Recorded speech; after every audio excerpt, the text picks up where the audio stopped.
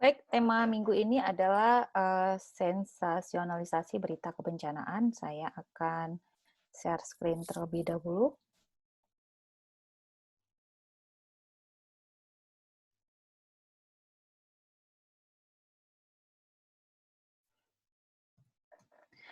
Berita kebencanaan ini biasa kita terima ya, kita dapatkan terutama dari televisi, lembaga-lembaga penyiaran sesaat ya setelah terjadi bencana. Karena berita kebencanaan biasanya fokus pada masa tanggap darurat dan recovery. Jarang sekali kita mendapatkan berita kebencanaan yang sifatnya mitigasi atau kesiapsiagaan. Nah, pemberitaan tentang bencana ini bukanlah sesuatu hal yang netral ya. Misalnya tadi, apa sih fokus dari berita bencana? Yaitu setelah terjadi bencana, begitu. Padahal kita sudah mempelajari bahwa dalam manajemen bencana ada tahapan pra-bencana, mitigasi dan kesiapsiagaan, dan pasca bencana. Sehingga apa yang diberitakan oleh media ini biasanya memang merupakan sesuatu yang terbentuk tidak secara alami. Jadi ada paradigma berpikir media, misalnya bad news is a good news gitu ya. Jadi kalau ada bencana gitu ya, semakin banyak korbannya, itu semakin bagus bagi media gitu ya, semakin banyak dramanya begitu ya. Keputusan tentang berita apa, berapa lama dari cerita atau berita bencana itu harus ditayangkan gitu ya, apakah Anda memperhatikan misalnya saat kemarin letusan erupsi Gunung Semeru, berapa lama sih breaking news di masing-masing stasiun televisi misalnya ya. Uh, ini durasinya begitu ya, bagian mana yang diberitakan, durasinya seberapa panjang, seberapa sering gitu ya. Ini bergantung pada penilaian media tentang apa itu bencana gitu ya.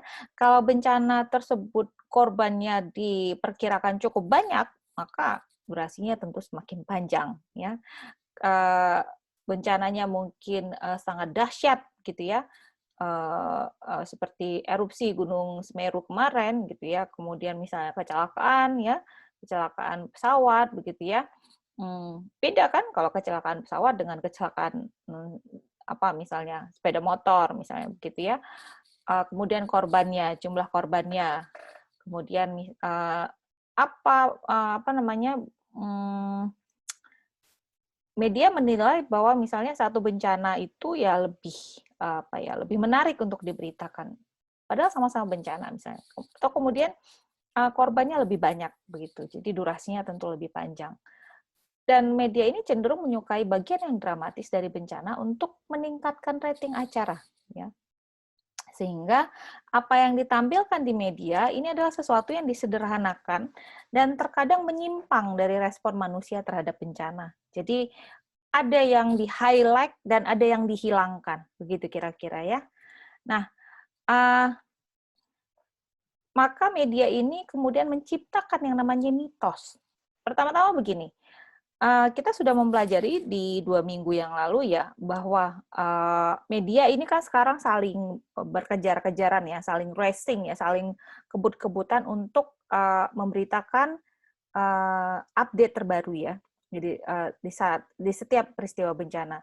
Jadi pada saat bencana itu memang masyarakat, publik secara umum akan beralih ke media untuk mencari tahu apakah benar terjadi bencana ya, untuk memverifikasi, mengkonfirmasi gitu ya, pasti masyarakat akan berpaling ke media sehingga tinggi permintaan, sehingga media itu menjadi sangat penting fungsinya terutama pada masa-masa awal, jam-jam awal, menit-menit awal terjadinya bencana, terutama jika bencana tersebut kemudian cukup dahsyat misalnya begitu ya.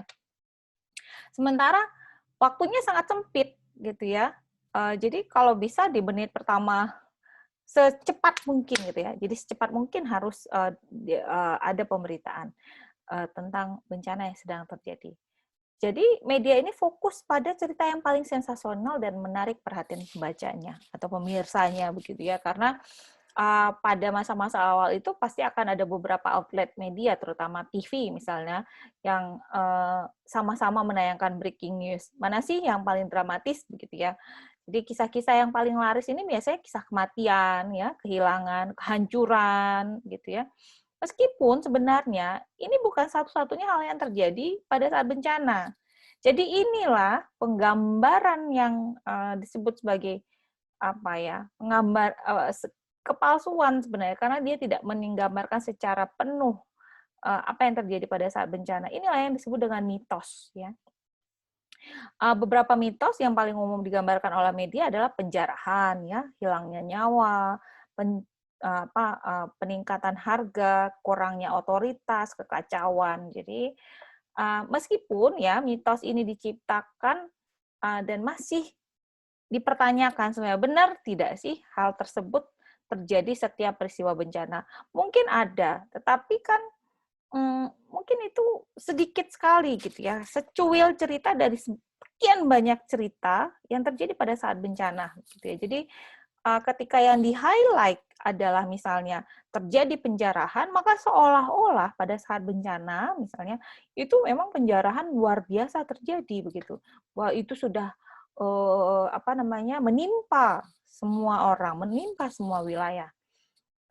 Jadi kita masih mempertanyakan, benar nggak sih pada saat bencana misalnya semua orang panik gitu ya. Jadi kita pertanyakan benar tidak kejadiannya peristiwa yang terjadi pada saat bencana seperti apa yang diberitakan oleh media. Tetapi masalahnya adalah setiap media percaya bahwa berita yang mereka sampaikan itu adalah representasi dari realitas yang ada. Mari melihat beberapa mitos yang diciptakan oleh media dan dikukuhkan secara terus-menerus. Pertama, mitos kepanikan. Ini ada contohnya ya. Jadi setelah peristiwa 9/11, ini peristiwa 11 September 2001 ya, penyerangan terhadap towers ya di Amerika Serikat.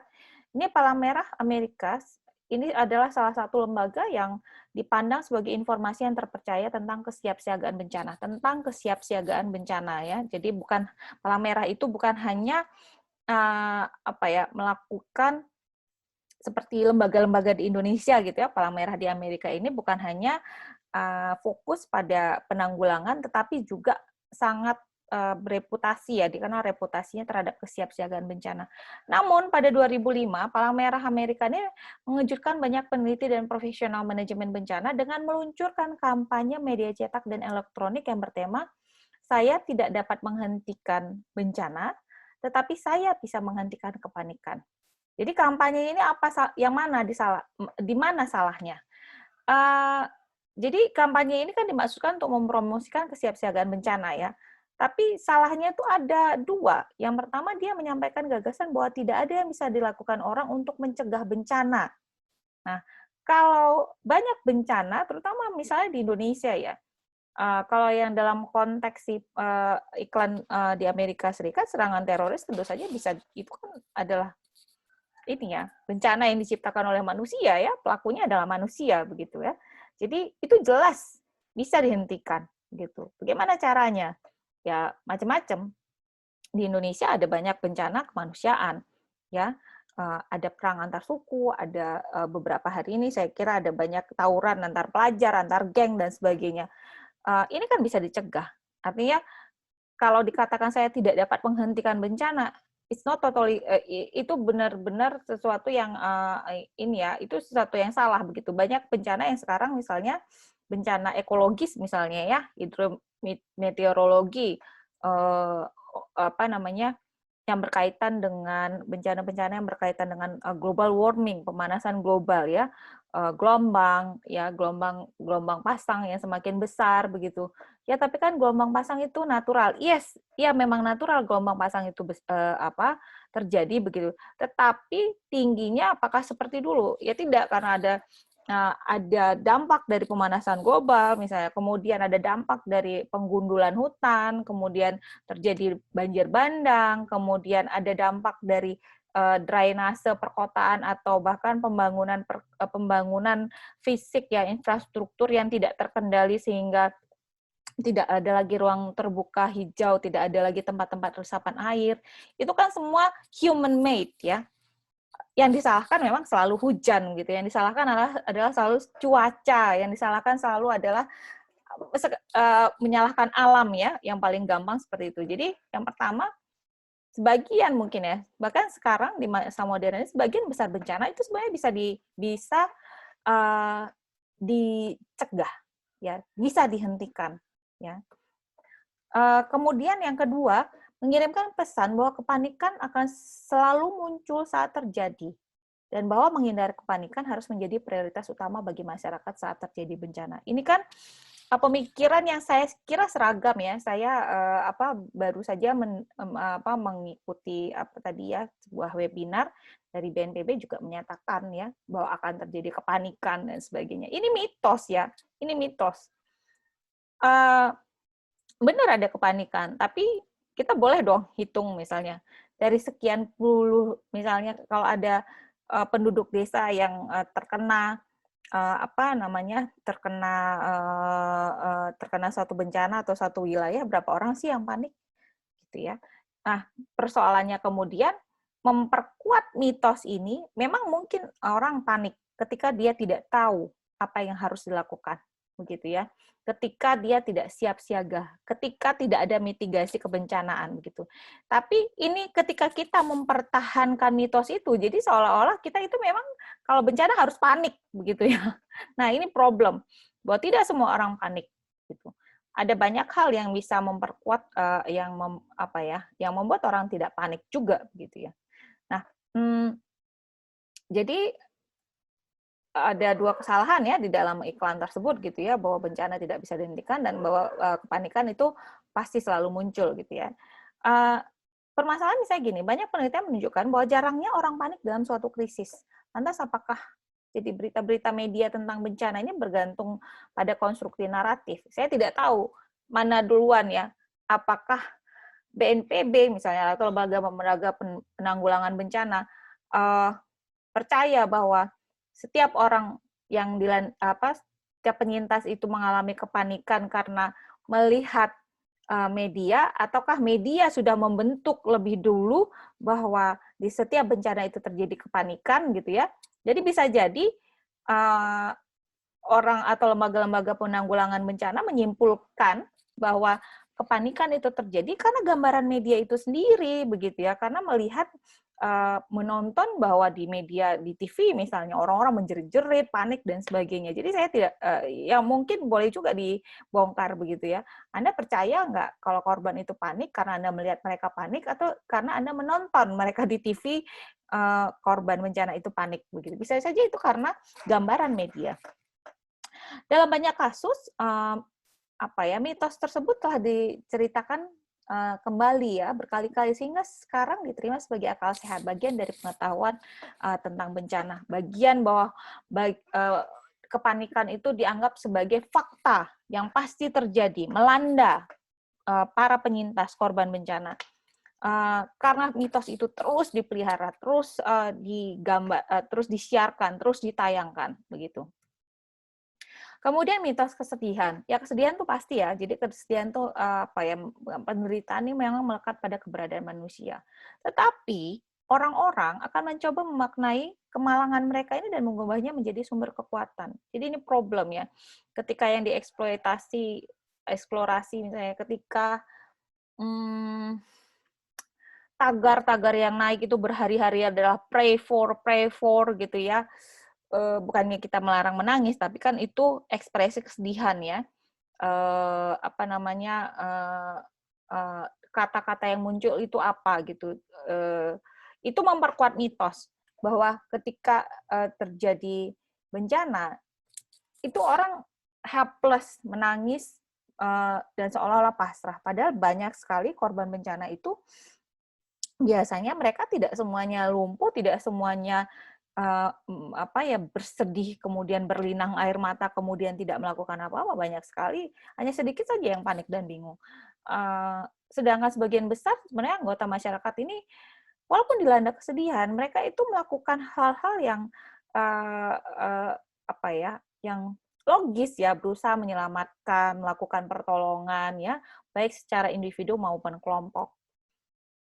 Nah, ini menjadi problem bagi kita ketika mitos bencana ini memang diperkuat terus-menerus. Misalnya begini, wartawan televisi ini akan mendorong orang mengubah perilaku mereka sehingga secara visual akan sesuai dengan mitos yang dipercaya oleh media, gitu ya.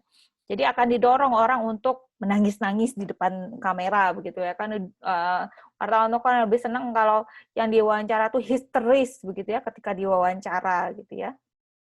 Nah, prioritas awal media di saat bencana itu selalu untuk memberitakan kengerian ya, menyampaikan cakupan dan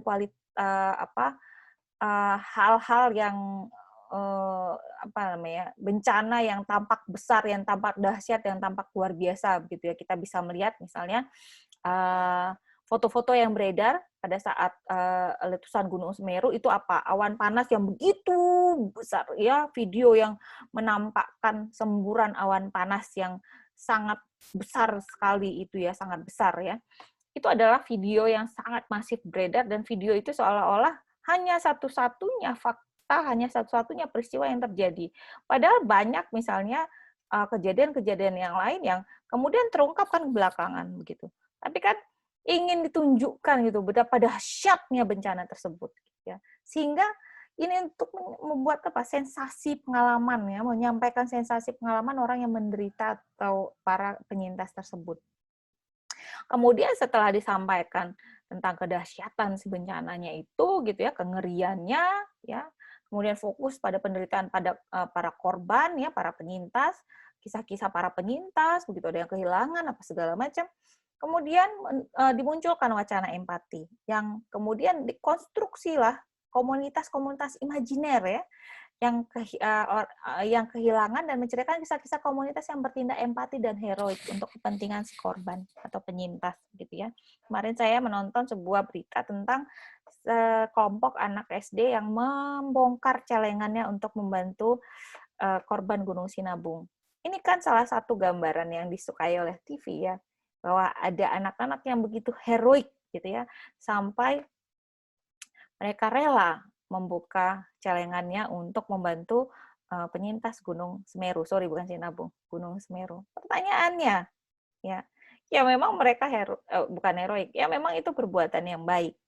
Tetapi masa sih pemerintah tidak sanggup ya sampai misalnya bukannya menolak ya, tidak sanggup untuk memberikan bantuan terhadap terhadap para penyintas erupsi Gunung Semeru, gitu ya.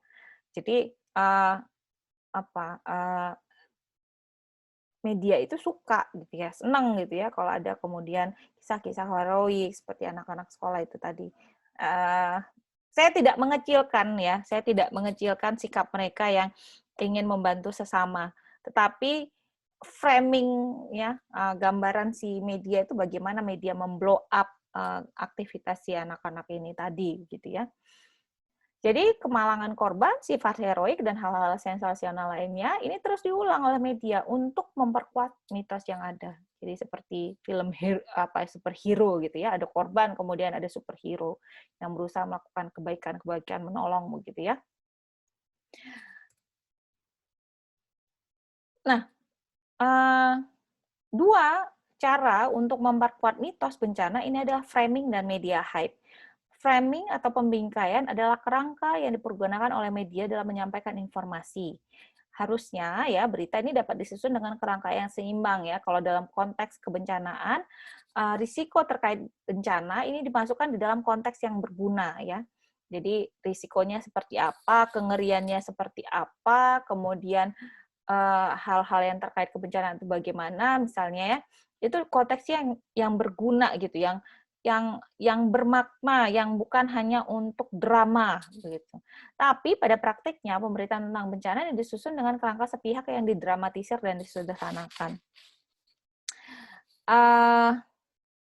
Misalnya siapa ya, anak SD yang berkerudung hijau ya, yang difoto, yang direkam berlari menghindari awan panas begitu ya. Ini kan disebutkan bagaimana dia begitu begitu tergesa-gesa, mungkin panik ya untuk menghindari si awan panas Gunung Semeru tadi. itu untuk menunjukkan kengeriannya. Jadi di belakang itu ada awan panas, kemudian ada anak kecil ya, anak perempuan yang berlari begitu kencang begitu ya. Nah, kengerian ini bukannya salah untuk memasukkan gambar itu atau video itu, tetapi konteks yang berguna. Jika wartawan kemudian mempertanyakan kenapa setelah ada warning peringatan dini dari Lembaga Pemantau Gunung Api tentang aktivitas Gunung Semeru, anak sekolah masih disuruh sekolah. Seharusnya tidak terjadi demikian. Anak ini harusnya berada bersama keluarganya atau bahkan sudah mengungsi, tidak berlari sedemikian rupa. Untung dia selamat. Kalau tidak selamat, itu menjadi tragedi. Nah, tapi kan hanya sampai di situ gitu ya. Gambaran tayangan yang ditayangkan oleh TV, yang disampaikan oleh TV adalah tentang gambaran hanya pada saat anak itu lari gitu, tetapi tidak menggali lebih dalam mengapa seorang anak SD, mengapa anak-anak sekolah masih bersekolah pada saat itu. Ya, padahal sudah ada early warning system. Seharusnya kan mereka tidak di situ. Seharusnya mereka tidak sekolah. Seharusnya mereka tidak lari demikian panik menghindari awan panas yang seperti itu. Gitu. Nah, framing masalahnya adalah media lebih suka ya sudah dicerita itu aja gitu, digambar di video itu saja sudah cukup gitu ya. Tidak menggali lebih dalam. Tidak ada konteks yang berguna ya yang disampaikan, yang bisa memberikan masukan bagaimana penanggulangan bencana di Indonesia. Media tidak melakukan itu. Kemudian yang kedua, setelah framing adalah media hype atau kehebohan media, adalah situasi di mana karena adanya satu peristiwa atau pemicu, dalam hal ini bencana, sehingga membuat media bergeser ke gigi yang lebih tinggi, memburu berita baru dalam tanda petik, tentang topik tersebut. Baru dalam tanda petik dalam artian begini, disebutnya baru, update terus, padahal beritanya bisa saja dalam 1 jam sudah diulang 5-6 kali. Ya, kalau Anda memperhatikan misalnya terutama pada jam-jam awal sebuah tragedi atau bencana, itu biasanya beritanya, gambarnya diulang-ulang itu saja. Sampai kadang 3 jam, 5 jam, kita sudah hafal itu berita, habis ini gitu ya. Itu namanya media hype. Kemudian semua media melakukannya, semua media melakukan breaking news sampai berjam-jam. Ini namanya media hype. Jadi naik ke gigi terakhir, berapa gigi 5 ya, supaya terus maju, terus pokoknya terus breaking news gitu ya. Walaupun tidak ada berita yang baru sebenarnya. Jadi berita barunya itu barunya dalam tanda petik. Nah, apa dampak negatif dari sensasionalisasi bencana ini? Penelitian menunjukkan bahwa media massa memainkan peran penting dalam menyebarkan keyakinan yang salah tentang perilaku orang di saat bencana. Ini sebuah riset ya. Jadi saya mengutip tulisan-tulisan para peneliti di slide ini. Laporan media yang dramatis selama bencana dapat mengubah perilaku yang disarankan selama bencana, ya, atau apa ya, dalam hal mitigasi dan kesiapsiagaan, dan berpotensi membahayakan individu. Jadi ketika harusnya kita itu dibekali dengan pengetahuan tentang apa potensi bencana yang terjadi di wilayah kita. Kalau kita mungkin ya di Sumatera Utara, pertama pasti gempa, gitu ya. Kalau di wilayah pesisir mungkin ada tsunami akibat gempa. Kemudian banjir kalau di perkotaan gitu. Itu kan mitigasi. Kemudian siap-siagaan kalau gempa seperti apa, kalau terjadi tsunami seperti apa. Pelaporan media yang dramatis ini justru membuat orang ini tidak mengubah perilakunya. Harusnya kita tahu, harusnya kita kalem, harusnya kita paham gitu ya. Bagaimana kalau terjadi bencana, bagaimana kalau terjadi ini, bagaimana kalau terjadi gempa, bagaimana kalau ada peringatan dini tsunami. Ini justru membuat orang tidak berperilaku sesuai dengan apa yang disarankan. Tidak berperilaku sesuai dengan apa pengetahuan yang mereka dapatkan. Mitigasi kebencanaan dan kesiapsiagaannya. Kemudian misalnya gini, dan ini berpotensi membahayakan individu karena kita melihat misalnya orang-orang yang terkena bencana itu biasanya orangnya panik, sedih gitu ya. Padahal ketika bencana kita harusnya sudah punya oh ini bencananya begini, harusnya kita begini gitu ya. Kalau mitigasinya sudah oke, siap-siaganya oke, ya harusnya kita tidak dalam apa ya, bisa melakukan hal-hal yang secara efisien ya untuk melakukan menyelamatkan diri, menyelamatkan apa namanya orang-orang lain di sekitar kita. Tetapi ketika media ya, pemberitaan media itu begitu dramatis, itu seolah-olah sebagai hal yang kita terima secara ini ya, secara alam bawah sadar gitu ya. Misalnya pemberitaan risiko kesehatan pasca bencana COVID misalnya, yang berlebihan ini menyebabkan ketakutan dan kecemasan yang tidak perlu, juga berkontribusi pada kebingungan akan masalah yang dihadapi oleh publik. Apa pemberitaan tentang COVID-19 misalnya? Itu tentang jumlah orang yang tertular, itu setiap hari. Dan itu diumumkan sekali dan diulang berkali-kali. Diulang ketika breaking news, diulang ketika berita pagi, siang, sore, dan seterusnya. Dan ini kan membuat orang, jadi terpaannya itu menjadi berkali-kali gitu ya. Mungkin apa namanya, task force atau gugus tugas hanya menyampaikan soal perkembangan penularan COVID itu sekali dalam sehari. Tetapi pemberitaannya itu sampai mungkin 5 sampai 6 kali oleh satu stasiun TV, belum stasiun TV yang lain. Ini kan menyebabkan ketakutan dan kecemasan yang sebenarnya tidak diperlukan, gitu ya. Kemudian kita jadi bingung gitu, bagaimana cara menghadapi masalah? Karena yang diulang itu adalah berita-berita dramatis peningkatan 1.000, 2.000, 3.000 kasus, tetapi tidak diiringi gitu ya, tidak diimbangi. Porsinya sedikit sekali, kita berbicara tentang bagaimana mitigasinya, bagaimana kesiapsiagaannya, begitu ya. Jadi belakangan saya kira ya tahun 2021 ini gitu ya, sudah ada informasi yang menyampaikan bahwa kalaupun kita tertular COVID-19, kita harus melakukan apa ya, pemeriksaan selanjutnya, apa ya waktu itu ya, saya lupa istilahnya. Tapi ada yang menunjukkan apakah virusnya itu kuat atau tidak. Itu baru beberapa bulan belakangan ini. Kalau dulu ya hanya ya udah kamu terkena COVID dan you nearly died gitu ya, kamu akan segera mati gitu. Pesannya itu kan horor ya, horor sekali. Padahal tertular COVID-19 pun itu ada level-levelnya, sama seperti tertular flu ya, mungkin cuma bersin-bersin, tapi kan ada yang sampai bindeng, sampai pusing dan sebagainya gitu ya, kira-kira levelnya itu ada. Itu kan baru kita ketahui belakangan ini, bahkan mungkin banyak yang tidak tahu bahwa setelah dikonfirmasi pun positif, itu harus melakukan pemeriksaan selanjutnya untuk mengetahui seberapa kuat virusnya, begitu. Nah, itu fokusnya tidak di situ gitu. Fokusnya adalah dramanya, jumlah angka penularannya, jumlah angka kematiannya gitu ya. Jadi mitos kepanikan ini begitu dominan dalam liputan media tentang peristiwa-peristiwa ini melemahkan kemampuan para penyintas ya, publik secara umum untuk berani mendukung diri mereka sendiri dan orang lain dengan menggambarkan peristiwa tersebut, dan mereka yang terkena dampaknya sebagai benar-benar tidak berdaya dan di luar kendali. Jadi seolah-olah kalau sudah kena COVID itu it's the end of the day gitu ya. Itu sudah akhir dari hari gitu. Itu ada hari kiamat begitu ya. Karena seolah-olah apa ya? Ya sudah tertular ya sudah wah gitu ya.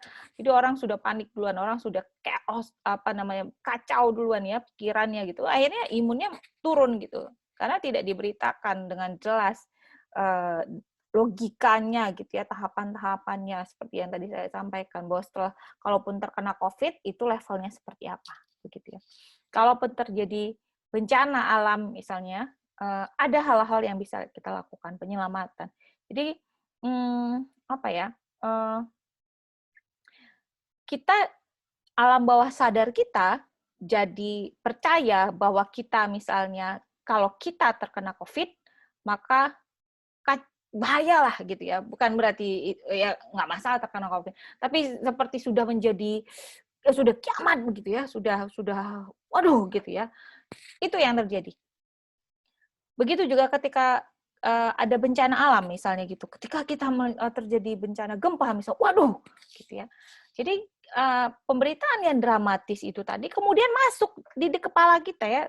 Saya mungkin gini ya, saya pernah ada fase ketika terjadi beberapa kali terjadi ini ya apa namanya kecelakaan pesawat terbang. dan saya harus naik pesawat terbang itu kayak sebulan tuh beberapa kali gitu.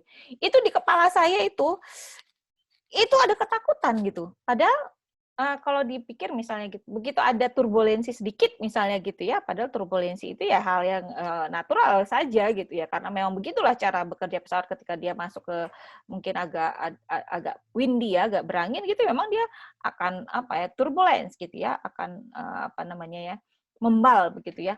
Itu saya udah, waduh gitu ya, di kepala saya itu sudah berkecamuk, sudah sedemikian panik. Kenapa? Karena yang saya lihat gambaran di media tentang kecelakaan pesawat gitu ya.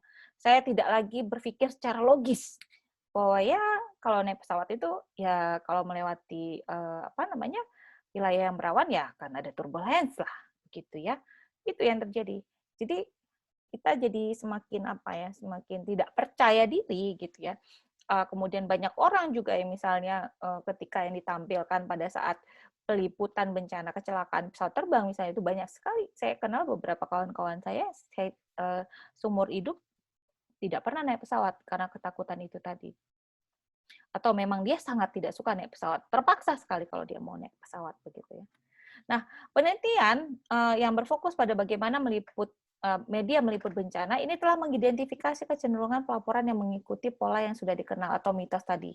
Tetapi mereka gagal untuk secara memadai mengeksplorasi penyebab yang memperburuk efek bencana.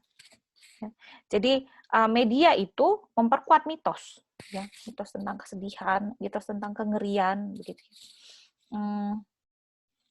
Rumini ya, Rumini dan ibunya yang memutuskan untuk Rumini memutuskan untuk menemani ibunya ketika terjadi letusan Gunung Semeru. Karena ibunya dalam kondisi sakit, tidak bisa berjalan, sehingga Rumini memutuskan untuk menemani ibunya, kemudian mati dalam kondisi berpelukan. Menyedihkan sekali. Tetapi bagi saya saat itu sangat marah. Marah. Kenapa? Ketika sudah ada peringatan dini tentang bencana Semeru, erupsi Semeru, itu kan seharusnya masyarakat seperti ibunya Romini, masyarakat penduduk yang dalam kondisi sakit, itu kan diungsikan lah terlebih dahulu, gitu ya. Pindahkan terlebih dahulu. Kalau nanti sudah kondisi Gunung Semeru sudah semakin kondusif, ya kembali. Gitu. Tapi kenapa ini tidak terjadi? Kenapa media tidak meliput? Kenapa Rumini harus mati? Kenapa ibu Rumini dan ibunya harus mati? Media tidak meliput itu. Media hanya mengungkapkan kesedihannya, hanya menggambarkan, mendramatisir dengan membuat semacam kartun ya, yang menggambarkan Rumini dan ibunya. Kesedihannya yang dieksploit berulang-ulang, ditampilkan berkali-kali di berbagai platform media, tetapi pernah tidak dipertanyakan kenapa pemerintah, kenapa dalam hal ini lembaga-lembaga penanggulangan bencana tidak melakukan ya evakuasi, ya, tidak melakukan evakuasi kepada penduduk yang dalam kondisi sakit, yang jelas-jelas ketika nanti akan terjadi letusan, mereka akan sulit untuk melarikan diri, menyelamatkan diri. Jadi media ini gagal mereka mengeksplorasi penyebab yang memperburuk efek bencana. Kenapa media tidak kenapa? Mungkin ada ya, media mungkin mempertanyakan, tapi tidak di situ highlight-nya. Kenapa penambang pasir itu masih diperbolehkan masuk ke wilayah penambangan pasir? Pada saat itu Gunung Semeru sudah aktif. Jajaki dong. Tanya dong, tuntut dong kepada pihak-pihak yang bertanggung jawab. Jadi tidak hanya mengeksplorasi tentang sekian puluh orang mati, tapi ditanya sehingga kemudian manajemen bencana kita itu kemudian semakin baik dan semakin baik. Kenapa? Karena medianya itu ribut kalau ada yang salah, bukan hanya fokus pada dramanya saja, fokus pada sensasinya saja. Setelah itu selesai. Yang penting gambarnya sudah dapat. Jadi kesimpulannya begini, reporter ini tertarik hanya pada bahaya dan drama, sementara profesional seperti peneliti, seperti dosen ini menekankan pada pencegahan, jaminan keselamatan dan pemulihan. Saya akan selalu mengatakan harusnya mereka tidak meninggal, harusnya para penambang itu tidak melakukan aktivitas penambangan, dilarang, gitu ya. Ya kalau waktu itu manajemen bencananya baik, mungkin tidak ada korban, seperti misalnya di Kelut ya. Letusan Gunung Kelut itu tidak ada korban langsung. Ada yang meninggal tapi itu sudah di pengungsian. Artinya mungkin karena sakit, mungkin karena hal yang lain. Tetapi bukan karena awan panas.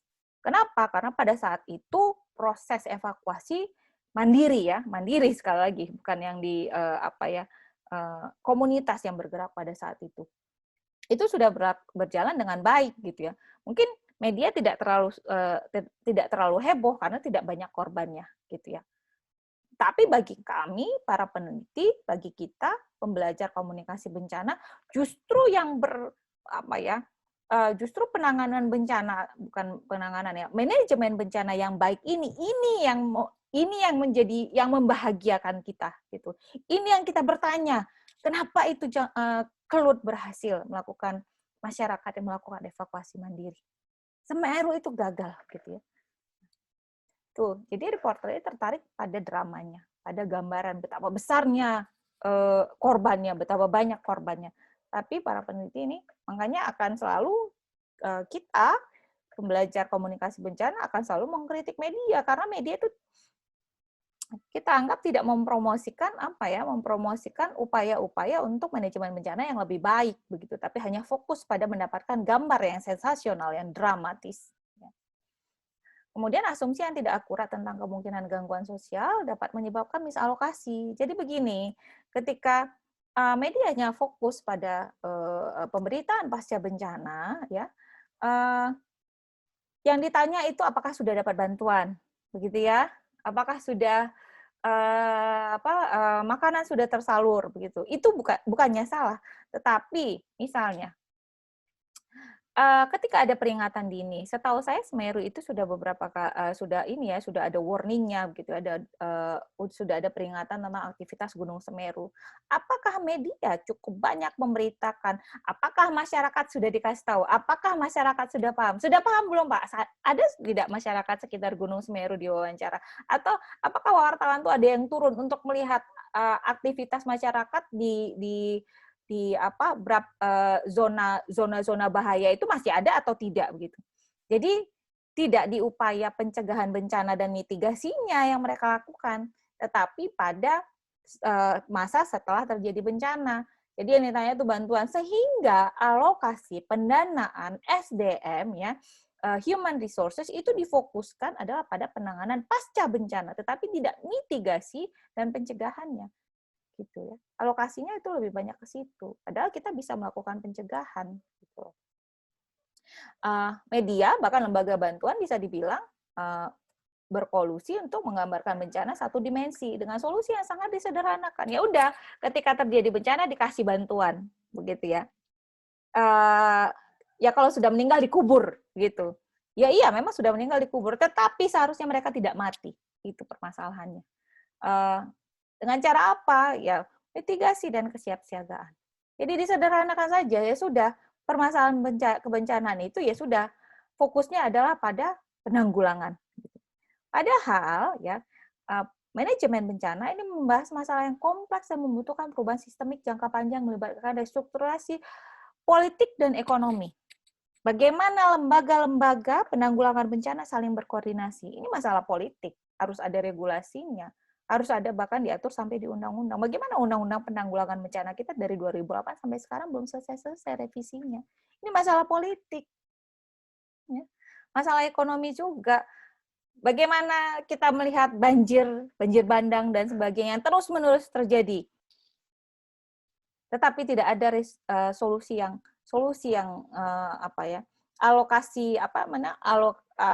alokasi solusi yang ditawarkan ya, sumber dana yang dialokasikan itu adalah untuk penanggulangan. Nanti setelah banjir ya udah dikasih bantuan, diungsikan. Padahal banjir itu sendiri bisa dicegah kalau hutan kita semua tidak dijadikan sawit misalnya, hutan kita semua tidak dijadikan pertambangan misalnya gitu. Ini kan masalah yang sangat pelik, ya. Tapi ketika fokus media hanya pada penanggulangan bencana, bukan pada penyebab bencana, terutama penyebab bencana untuk bencana-bencana yang sebenarnya bisa dicegah gitu, dan pada mitigasi dan kesiapsiagaannya, maka fokus pemerintah pun hanya yang pada ya udah dikasih bantuan selesai begitu ya. Jadi media dan lembaga bantuan dan pemerintah dalam hal ini sebenarnya berkolusi ya untuk menggambarkan bencana itu satu dimensi yang sederhana, padahal tidak sesederhana itu. Ya. Banyak jenis bencana dan banyak pula cara-cara penanggulangannya. Kita sudah membahas di beberapa pertemuan yang lalu. Nah, jadi dari satu topik ya, bagaimana sensasionalisasi pemberitaan kebencanaan itu yang membuat penanggulangan bencana kita, manajemen bencana kita tidak maju-maju begitu, karena yang dianggap problem adalah setelah terjadi bencana. Masalah mitigasi, masalah kesiapsiagaan, masalah pencegahan bencana, terutama bencana-bencana yang berkaitan dengan ekologi ya, perubahan iklim dan sebagainya, itu tidak menjadi fokus. Apalagi kalau misalnya berkaitan dengan hal-hal politik. Nah, ini ya.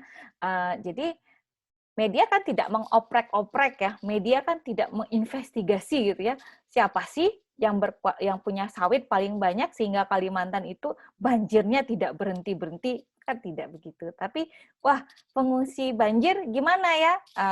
Hanya fokus pada wah banjirnya besar, wah bantuannya belum ada, itu tetapi tidak mencari tahu akar permasalahannya, sehingga permasalahan itu ya tidak akan selesai-selesai. Tapi mungkin media jadi happy ya, karena setiap hari ada gambar banjir gitu ya. Setiap hari ada gambar dramatis yang bisa dijadikan sumber pemberitaan. This is my critic for media, terutama televisi, media penyiaran.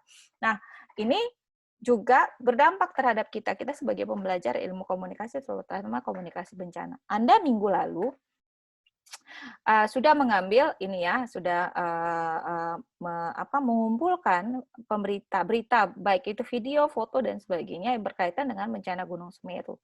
Nah, coba Anda lihat mitos apa yang yang berusaha diperkuat ya, disampaikan dan diperkuat oleh media dari berita yang Anda buat itu, yang Anda sampaikan, yang Anda kumpulkan minggu lalu. Dari berita yang Anda kumpulkan minggu lalu, mitos apa yang Anda rasakan ya? Apakah itu soal kepanikan ataukah soal kesedihan yang disampaikan oleh si media? Jadi itu tolong nanti di Google Classroom Anda kumpulkan begitu ya. Nanti saya akan buat lagi ininya untuk assignment-nya gitu ya. Jadi mitos apa yang menurut Anda disampaikan oleh media melalui berita yang Anda kumpulkan minggu lalu? Mitos kepanikan kah atau mitos kesedihan? Silakan, boleh dipaparkan. Kasih penjelasan ya, 2-3 kalimat. Begitu saya kira untuk bahan minggu ini. Terima kasih dan sampai ketemu di pertemuan berikutnya.